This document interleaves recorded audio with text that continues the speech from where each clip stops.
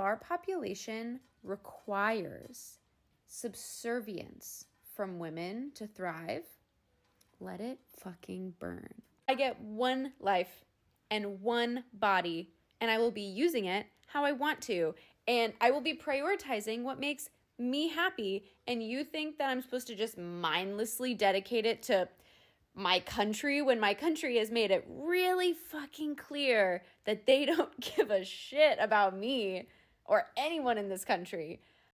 I'm so glad I'm seeing more and more women with this attitude. And she said it right there in that one sentence. Why is a world that requires the subjugation of large groups of people in order to survive, why does that world deserve to live? Why is that a society we want to preserve and continue? I don't understand. Oh, wait, I do understand. Because the people that are panicked about the birth rate, the people that are saying things like, well, the population, the society won't survive, civilization will crumble, those are the people that don't get subjugated in order for the system to go on. You'll notice that most of the people who are panicking about the birth rate are YT men. In particular, successful, wealthier YT men, business owners, the elite business people, the men who own and control the means of production. They're the ones who are freaking out about this. Like, literally no one else is. It's like the government and Elon Musk. Those two groups of people are the only people panicking about this. Everyone else is like, let it ride. Because we finally peeped the game. It was never about us. You know, people always like to talk about the Constitution, the Constitution, the founding document, everything we should adhere strictly to the Constitution. But it's interesting how they read the Constitution and the parts of the Constitution they choose to emphasize and the ones they conveniently leave out. Let's start with the preamble. We the people of the United States, in order to form a more perfect union. And then what's after that? Most people even stop at we the people. This is government of the people, by the people, for the people. See, it says we the people in the Constitution. You know what else it says in the preamble of the Constitution? Let's take a look at that preamble.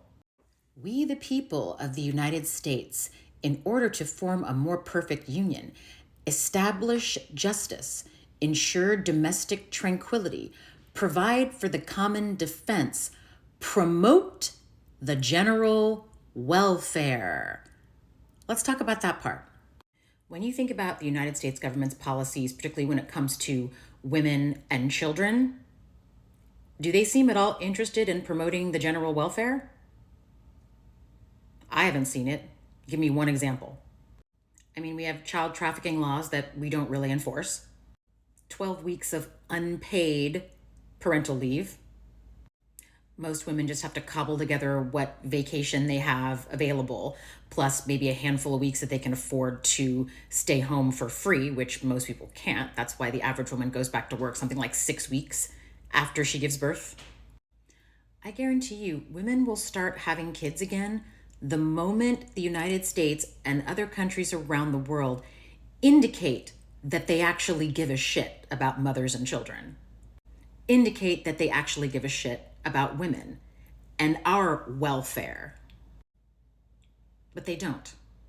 And I don't think I will see that in my lifetime. I think this situation will have to get very, very dire before it gets better, even if it gets better at all.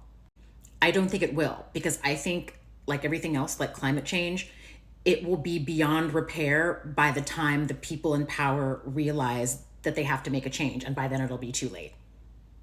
So if it appears as though women worldwide are, sitting on the roof fiddling while Rome burns, we kind of are.